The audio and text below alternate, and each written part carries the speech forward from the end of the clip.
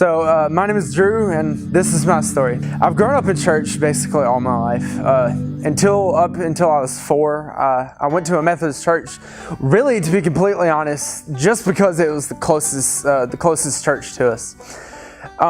So at about 5, we started coming to Ellis Drive, and I felt like this was it. This was family immediately.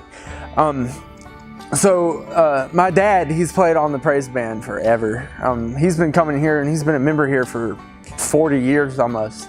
Anyway, one day, it was early February. I was about 8, so about 2008, 2009. Me and my mom, it was a Sunday. We were walking in the lobby of the church, and I turned to her. We just stopped, and I turned to her, and I was like, I think I'm ready. Previously, she had asked me multiple times if I was ready to go talk, if I was ready. And I felt like at that time and at that point, it was time. It was just time for me to go. And so we went to Scott Shipes' office, who was the children's pastor at the time. And he sat down, we sat down, and he ran me through the sinner's prayer.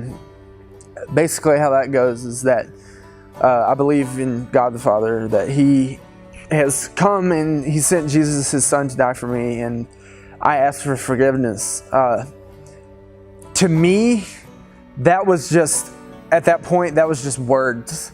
It wasn't really, for me, it wasn't really true.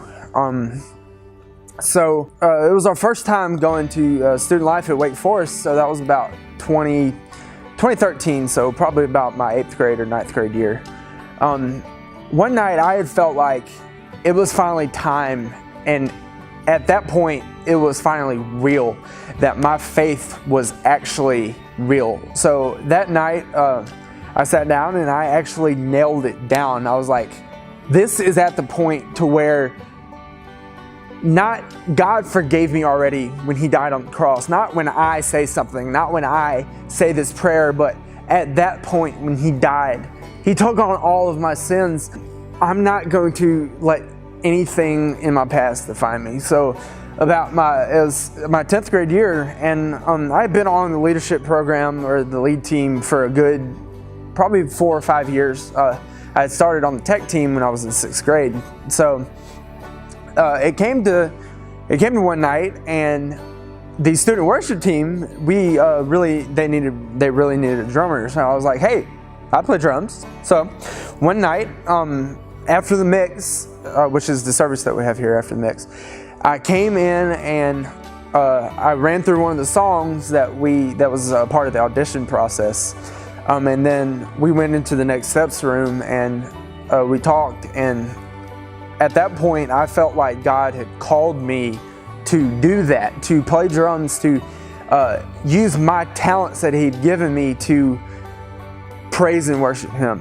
So we had done that. So it had been in the next week I was in here and I was playing.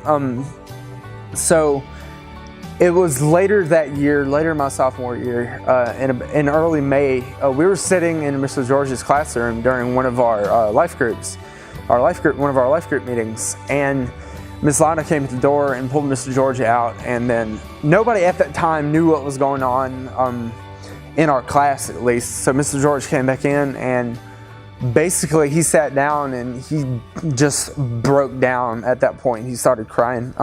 And at that time he told us that one of my best friends, who was actually at my house the previous week, that she had had a seizure in her bathtub getting ready for church that morning, getting ready to come that morning, and at that point she had basically passed away.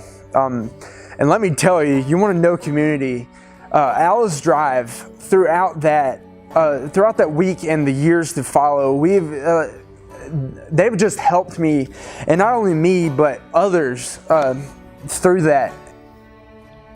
I'm not going to, like I said earlier, I'm not going to let what happened to me or what I've done in the past define me anymore, but I'm going to look up at the cross and what Jesus did, and I'm going to let that define me.